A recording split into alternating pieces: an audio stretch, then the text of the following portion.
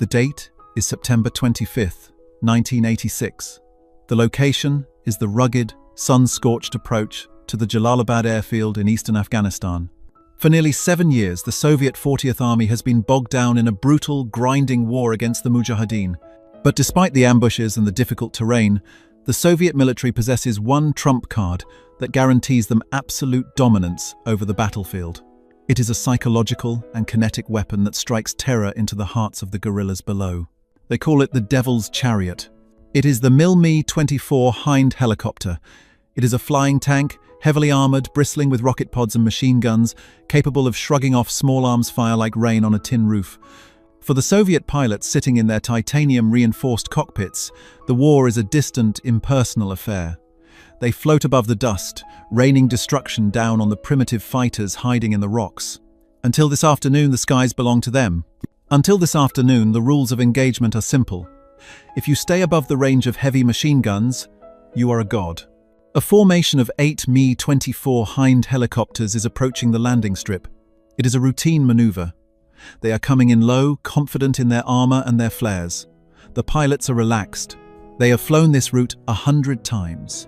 They check their instruments. Everything is green. The rhythmic thump of the rotors is the heartbeat of Soviet power in the region. Then, the impossible happens. There is no radar warning. There is no streak of tracer fire from a ZSU anti-aircraft gun. There is no chaotic volley of RPG fire. From the scrubby bushes on a nearby ridge, a small puff of white smoke appears. It is barely visible against the glare of the Sunday. But out of that smoke comes a silver streak, moving at a velocity that the human eye struggles to track. It does not fly in a straight line like a bullet or a dumb rocket. It moves with a terrifying sentient purpose. It corrects itself. It turns. It hunts. The lead pilot, Valery, barely has time to register the flash in his peripheral vision. He does not have time to deploy flares. He does not have time to scream a warning. The silver streak slams into the engine exhaust of the helicopter to his right. The explosion is catastrophic. The massive 10-ton machine does not just catch fire, it disintegrates.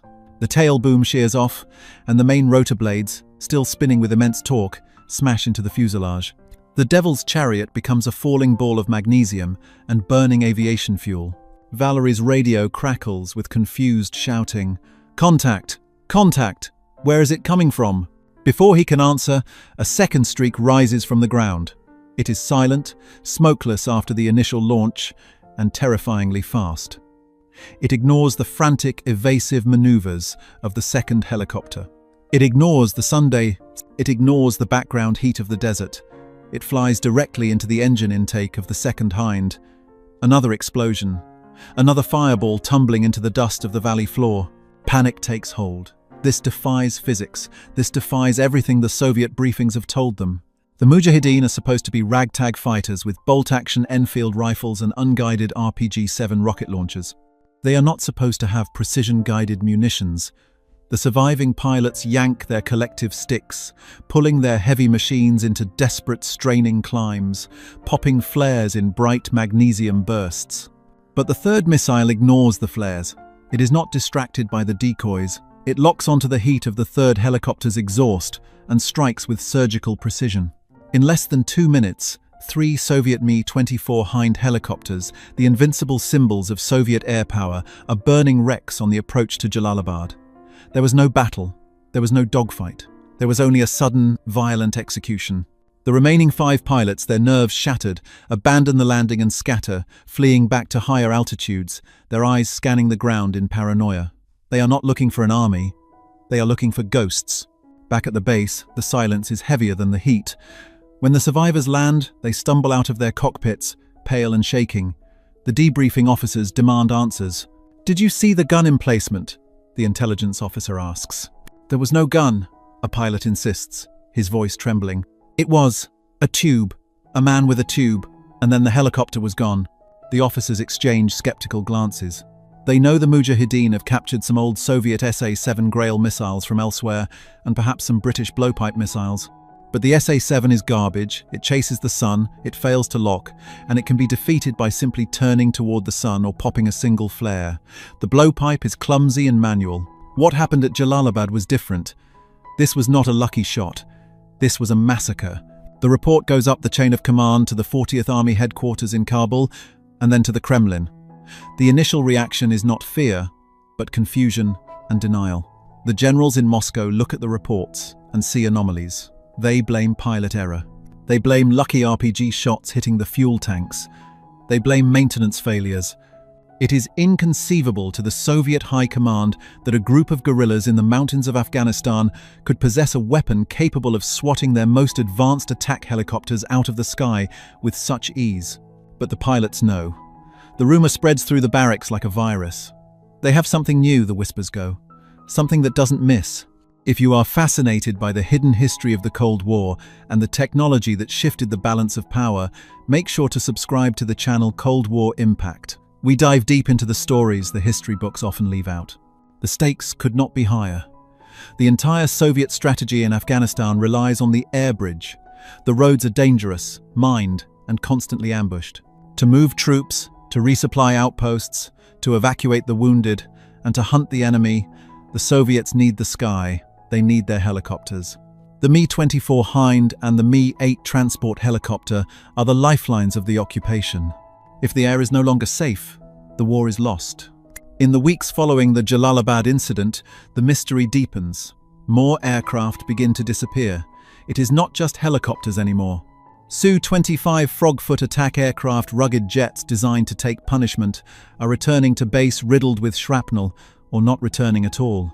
Pilots report seeing a distinct smoke trail, a finger of death, that reaches up from the valley floor. They report that their flares are useless. They report that the missile attacks from the front, from the side, from angles that should be impossible for a heat-seeking weapon. A dark paranoia settles over the Soviet airbases. The bravado of the Soviet aviator begins to crack. Missions that were once routine milk runs are now seen as suicide missions. Pilots begin to fly higher, staying above 10,000 feet, rendering their bombs and rockets inaccurate and useless. The infantry on the ground, pinned down by Mujahideen fire, scream for air support, but the skies remain empty. The pilots are too afraid to come down. The Soviet intelligence apparatus, the GRU and the KGB, are scrambled into a frenzy. They need to know what this weapon is. Is it a new Chinese system? Is it a modified British weapon? Or is it something else? Something from the main adversary?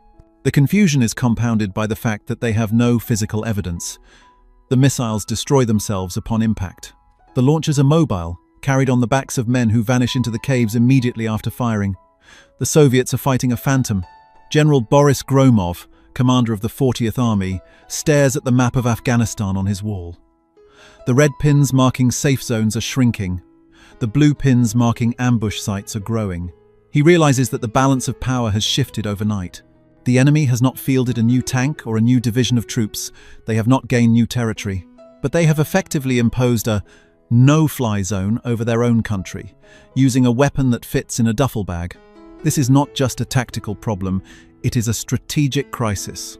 If the Soviet Union, a nuclear superpower with the largest military-industrial complex on Earth, cannot defeat a rebellion because of a single portable weapon, the humiliation will be global. It will show the world that the Red Army is not invincible, it is blind. The order comes down from Moscow.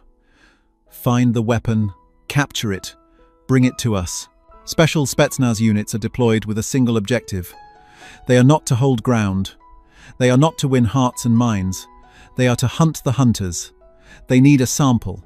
They need to understand the technology that is tearing their air force apart.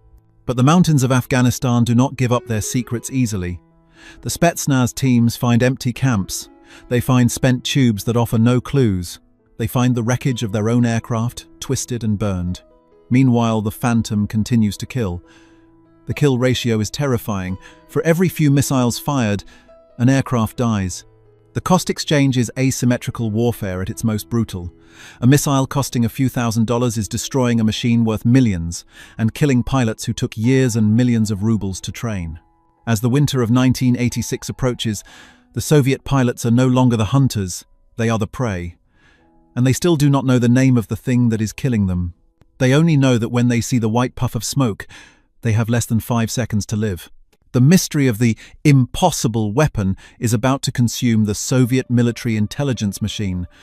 They are looking for a complex answer, a massive radar system, or a heavy vehicle. They simply cannot comprehend that the source of their destruction is a tube, 70 centimeters long, held by a single man crouching in the dirt. The panic in the air over Afghanistan is mirrored by the panic in the corridors of the Kremlin. By late 1986, the reports from the field are no longer isolated incidents. They are a flood. The Jalalabad massacre was not a fluke. It was the opening salvo of a new reality. In Moscow, the Ministry of Defense forms an emergency technical commission. Their mandate is simple: identify the phantom weapon and neutralize it. The best engineers from the Sukhoi and Mikoyan design bureaus are pulled off their current projects and huddled into smoke-filled conference rooms. They pore over the grainy gun camera footage retrieved from the few aircraft that managed to limp back to base. The footage is terrifyingly consistent. A pilot drops flares, magnesium decoys burning at 2000 degrees Celsius, expecting the missile to follow the brighter heat source. In every previous engagement with older missiles like the SA-7 or the American Red Eye, this worked. The missile would stupidly chase the flare, and the pilot would live. But in these new videos, the missile ignores the flare. It ignores the Sunday. It seems to anticipate the aircraft's movement. In one classified briefing, a senior general watches a tape where a missile actually flies through a cloud of flares to impact the engine of a Su-25 jet. "It can see," the general mutters. "It knows the difference." The Soviet engineers are baffled. Their entire doctrine of aerial defense is based on heat deviation. They scramble to retrofit their helicopter fleet with the latest jamming technology.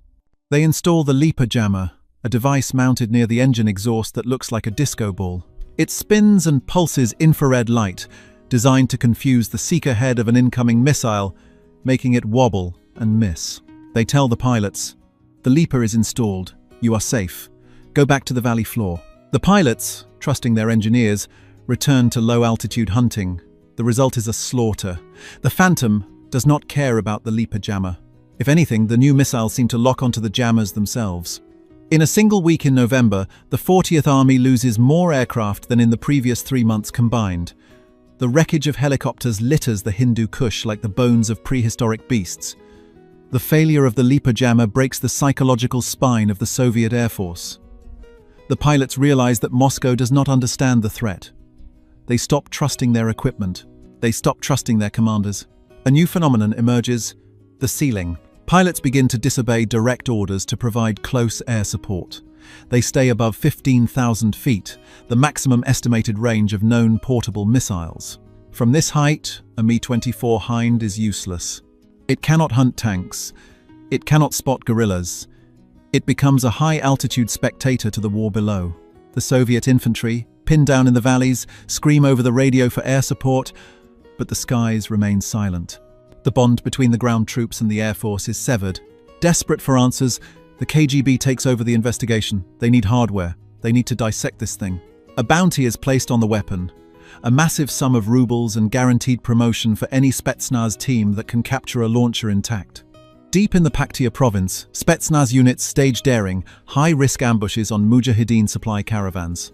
They are looking for the distinctive long tubes. They find Enfield rifles. They find Chinese mines. They find plastic explosives. But the Phantom remains elusive. The Mujahideen are treating these weapons like religious artifacts. They are not left in trucks. They are carried by trusted commanders, fired, and the empty tubes are immediately hidden or destroyed. The operational security is surprisingly tight. In the vacuum of hard evidence, the Soviet analysis drift into paranoia and wrong conclusions. One prevailing theory in the GRU, military intelligence, is that the Pakistanis have deployed a new, truck-mounted radar-guided system. It must be radar, an analyst argues in a secret memo. No infrared seeker is this accurate against flares. This leads the Soviets to waste millions of rubles deploying anti-radar missiles and electronic warfare aircraft to hunt for radar stations that do not exist. Another theory, whispered among the terrified air crews, is that the Americans have developed a laser beam riding missile, similar to the British blowpipe, but infinitely faster. They believe there are SAS or CIA operatives on the ground, guiding these missiles manually. They cannot believe that an illiterate Afghan shepherd could operate a weapon of such sophistication. It contradicts their worldview of Soviet technological superiority versus backward insurgents. The investigation reaches a fever pitch when a damaged Su-25 manages to crash land at Bagram Air Base.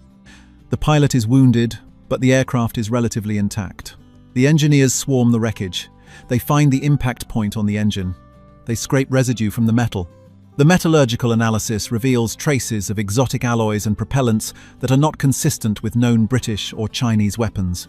The guidance fins, embedded in the fuselage, are distinctive. They are complex, folding designs, miniaturized to a level that Soviet manufacturing struggles to replicate. The lead engineer holds up a twisted fragment of the seeker head found in the tailpipe. It is a piece of glass and sensor electronics. He looks at the generals. "This is not British," he says quietly, "and it is not Chinese. The tolerances are too high. The electronics are too dense." "Then what is it?" the general demands. "It is American," the engineer replies. "But it is not the red eye. We know the red eye. The red eye is garbage. This is a new generation. It sees in two spectrums at once." The room goes silent. The implication is devastating. The Americans haven't just sent weapons, they have sent their best weapon. They have escalated the Cold War by putting cutting-edge NATO technology directly into the hands of insurgents. But they still don't have the name. They don't know it's called the Stinger, and they don't know how it works. They only know that it has rendered the Soviet Air Force obsolete in the one theater where it matters most. As 1986 bleeds into 1987, the investigation creates a portrait of a monster. The Soviets realize they are not fighting a guerrilla war anymore. They are the test subjects for World War III technology. The hunters have become the hunted, and they are flying blind against a weapon that never misses. While the Soviet generals in Kabul were chasing ghosts and blaming their pilots for cowardice, the answer to their nightmare was sitting inside a secure, windowless room across the world. The location was not a battlefield, but a sterile laboratory at General Dynamics in Pomona, California. Here, American engineers had created a weapon that compressed the computing power of a fighter jet into a 15-kilogram tube. They called it the FIM-92 Stinger. For years, the CIA's covert war in Afghanistan, known as Operation Cyclone, had been a strategy of attrition. The agency was happy to supply the Mujahideen with Enfield rifles, plastic explosives, and older, deniable Soviet-made weapons bought from Egypt or China. The goal was to make the Soviets bleed, not necessarily to make them lose. The Americans were cautious. They did not want to escalate the conflict into a direct superpower confrontation. But by 1985, that strategy was failing. The introduction of the Soviet Mi-24 Hind and the Spetsnaz air assault tactics was working. The Mujahideen were being slaughtered. The air bridge allowed the Soviets to bypass the difficult terrain entirely. The rebellion was on the verge of collapse. If the rebels lost, the Soviet Union would control Afghanistan, placing them dangerously close to the warm water ports of the Indian Ocean and the oil fields of the Persian Gulf. A small group of fiercely anti-communist crusaders in Washington, including Congressman Charlie Wilson and CIA officer Gust Avrakotos, pushed for a radical change. They argued that the only way to stop the Hind was to introduce a game changer. They wanted to send the Stinger. The proposal caused an uproar in the Pentagon. The Stinger was not just a weapon, it was the crown jewel of American infantry defense. It was highly classified. It had never been used in combat. The Joint Chiefs of Staff were terrified. They argued that if a single Stinger missile were captured by the Spetsnaz, which was highly probable in a guerrilla war, the Soviets would reverse engineer the technology and neutralize America's air superiority in Europe within months. The risk was astronomical. But the decision was made. The order was signed. The Silver Bullet was approved for deployment. The mystery that baffled the Soviet engineers, the reason the missile could not be fooled by flares, was hidden inside the Stinger's glass nose cone. It was a technological leap that the Soviets simply did not believe was possible in a portable weapon. Previous missiles, like the American Red Eye or the Soviet SA-7, were heat seekers in the crudest sense. They had a simple infrared sensor that looked for a hot spot. When a pilot dropped a flare, the flare burned hotter than the engine. The simple brain of the missile would get confused, lock onto the brighter heat source, and fly harmlessly away. The Stinger was different. It utilized a revolutionary system called POST, Passive Optical Seeker Technique. It did not just look at heat. The Stinger's brain saw in two different spectrums simultaneously: infrared, IR, and ultraviolet, UV. This was the genius of American engineering. When a jet engine burns, it emits heat, IR. But it also blocks the background UV radiation coming from the sky. It creates a UV hole, or a shadow. Flares are different. They burn hot, IR, but they do not create the same UV shadow. They look different to the sensor. So, when a Soviet pilot dropped a flare, the Stinger's computer would analyze the picture.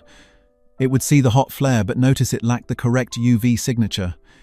It would identify the flare as a decoy. Then, it would look for the object that had both the heat and the UV shadow. It would find the aircraft. It would filter out the clutter, ignore the sun, ignore the ground reflections, and lock onto the true target. The Stinger was a thinking weapon. The Americans had also solved the guidance problem. The Stinger used proportional navigation. It didn't chase the aircraft's tail, a method that often led to missiles running out of fuel as they tried to catch up. Instead, the Stinger calculated where the aircraft would be in 5 seconds. It led the target. It flew to the intercept point. It cut the corner. This was the impossible physics the Soviet pilots had witnessed. They weren't being chased, they were being intercepted. But building the weapon was only half the battle. The CIA faced a logistical nightmare. How do you teach illiterate Afghan tribesmen, many of whom had never seen a toilet or a television, to operate a computerized, supersonic missile system? The training began in secret camps along the Pakistani border. The CIA sent instructors who had to strip away the complex military jargon of the US Army manuals. They couldn't talk about azimuths or acquisition tones. They had to create a new language of war. They taught the Mujahideen to listen to the weapon. The Stinger communicated with its operator through a series of sounds played through a loudspeaker on the grip unit. First, the search sound, a steady, static hiss. Then the lock sound, a distinctive, high-pitched, vibrating screech. It was a sound that meant death was locked in. And finally, the uncage maneuver, holding the breath, super-elevating the tube, and pulling the trigger. The instructors were skeptical. They watched men in rugged wool tunics and sandals handling missiles that cost as much as a Ferrari. They worried the delicate electronics would fail in the dust and heat of the Hindu Kush. They worried the batteries, the argon gas coolant units would leak, but the weapon was rugged. And the students were motivated by a desperate need for survival. They learned fast. They treated the missiles with reverence. They called the Stinger the finger of Allah. In the late summer of 1986, the first mules loaded with long green crates crossed the mountain passes from Pakistan into Afghanistan. There were no radar trucks. There were no support vehicles. Just men and donkeys, carrying the most advanced anti-aircraft technology on Earth. The CIA handlers held their breath. They had just handed over the keys to the kingdom. If this failed, if the Soviets found a way to jam it, or if the Mujahideen couldn't use it, the American humiliation would be total. The Soviet Union would prove that its brute force could crush American tech. But the engineers at General Dynamics slept soundly. They knew something the Soviet pilots did not. They knew that the Stinger had a kill probability of over 90% in test conditions. They knew that once that high-pitched screeching tone was heard in the operator's ear, the aircraft was already dead. It was just a matter of flight time. The stage was set. The Soviet Air Force was flying confidently, relying on their flares and their armor, completely unaware that the rules of physics in the Afghan sky had just been rewritten by a team of engineers in California. The trap was laid. The ghost finally had a name, and it was about to introduce itself to the world. The breakthrough came not from a laboratory deduction, but from blood spilled in the dust of Kandahar. It is early 1987. The snow is melting in the passes, turning the roads into rivers of mud. A Spetsnaz unit, the elite commandos of the GRU, has been tracking a specific Mujahideen caravan for 3 days. They are not looking for food or ammunition, they are looking for the tubes. The ambush is executed with brutal efficiency. The Spetsnaz descend from hovering MiG-8 transport helicopters, fast roping directly into the path of the convoy. The firefight is short, violent, and chaotic. When the smoke clears, the commandos scour the wreckage. In the back of a shattered Toyota pickup truck, wrapped in rough wool blankets, they find it. It is a long, olive-drab container. It looks innocuous, almost like a piece of plumbing equipment. But on the side, stenciled in stark white letters, is the text that freezes the blood of the Soviet lieutenant holding it. FIM 92 amperes. They do not open it there. They radio for immediate extraction. The priority code used on the radio channel is one reserved for nuclear incidents or the capture of high-value defectors. Within 48 hours, the crate is in Moscow. The atmosphere in the secure clean room at the Scientific Research Institute for Aviation Systems is suffocating. The room is filled with the highest-ranking generals of the Soviet Air Force and the lead designers of the Soviet missile programs. They watch in silence as a technician, wearing anti-static gloves, pries open the crate. Inside lies the weapon that has been killing their men. It looks surprisingly simple. A gripstock, an antenna, a battery cooling unit, and the missile tube itself. They begin the dissection. They strip away the casing. They remove the rocket motor. They expose the guidance section. And finally, they reach the seeker head, the eye of the beast. Under the microscope, the secret is revealed. The Soviet engineers stare at the sensor array. They expect to see a simple lead sulfide detector, the standard infrared eye used by the entire world. Instead, they see something complex, layered, and alien to their own manufacturing capabilities. The lead scientist turns to the assembled generals. His face is pale. "It is dual spectrum," he says, his voice flat. "It sees ultraviolet." A murmur of confusion ripples through the room. One general, a veteran of the Great Patriotic War, slams his hand on the table. "Speak plainly. What does that mean?" "It means," the scientist replies, looking up, "that our flares are useless. It means the sun is useless. The missile looks for the shadow of the aircraft in the ultraviolet light. It confirms the target before it commits. It cannot be fooled." The silence that follows is absolute. The generals realize the magnitude of the catastrophe. They have spent billions of rubles equipping their fleet with thermal decoys. They have trained thousands of pilots to flare and brake when attacked. And now they learn that every single one of those maneuvers is a death sentence. The American weapon is designed to ignore the very things the Soviets are using to save themselves. The realization gets worse. As they probe the electronics further, they discover the guidance logic. It is using proportional navigation with a programmable microprocessor. It is not chasing the heat, it is calculating the intercept. It is a robot. A kamikaze robot that fits on a man's shoulder. "Can we jam it?" the general asks. "Can we build a new jammer?" The scientist shakes his head slowly. "Not quickly. To jam this, we would need to emit a UV signal strong enough to blind it. We don't have that technology on our aircraft. And even if we did, the missile would likely just switch to the infrared channel. It adapts. The shock has arrived. The Soviets are not facing a better version of an old weapon. They are facing a technological checkmate. The news travels back to the front lines in Afghanistan, but it is not delivered as a solution. It is delivered as a warning. The pilots are told the truth. The flares do not work. The psychological impact is devastating. Imagine being a pilot, strapping into a MiG-24 Hind, knowing that if a missile is launched at you, you have zero countermeasures. You are flying in a glass coffin. The Soviet command attempts a desperate shift in tactics. If they cannot defeat the missile technologically, they will try to defeat it tactically. The order is given, raise the ceiling. All flight operations are ordered to stay above 4,500 meters, roughly 15,000 feet. This is supposedly outside the maximum engagement envelope of the Stinger. Overnight, the war changes. The Soviet air presence, once terrifyingly low and loud, retreats to the upper atmosphere. The roar of the rotors and jets fades to a distant hum. But this tactical shift is a strategic defeat.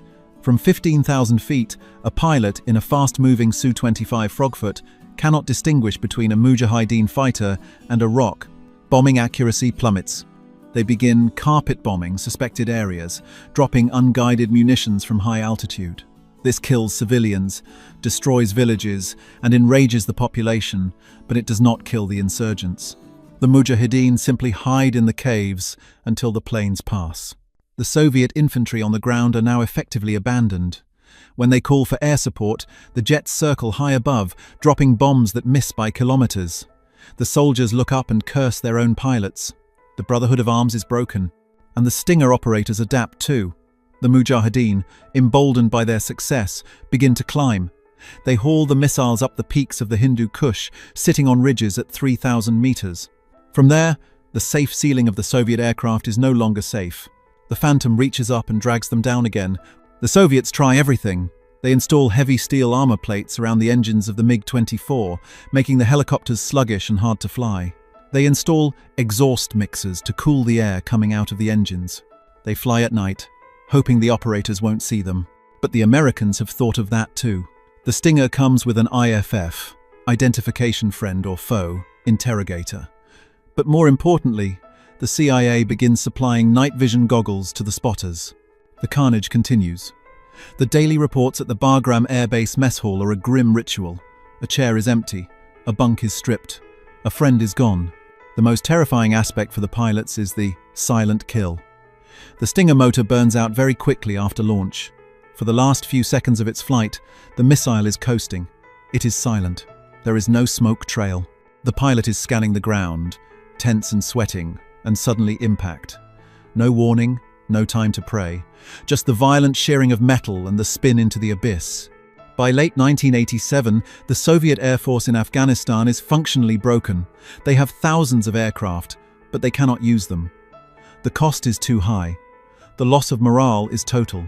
A defecting Soviet pilot, years later, would describe the feeling, "We felt like we were fighting magicians. We were the superpower. We had the space station. We had the nuclear missiles.